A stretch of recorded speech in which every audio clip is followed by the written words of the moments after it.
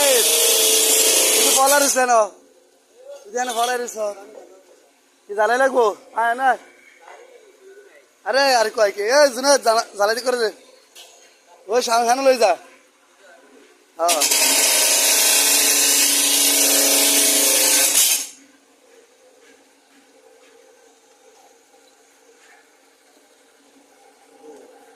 এই সবই কাটবো নাকি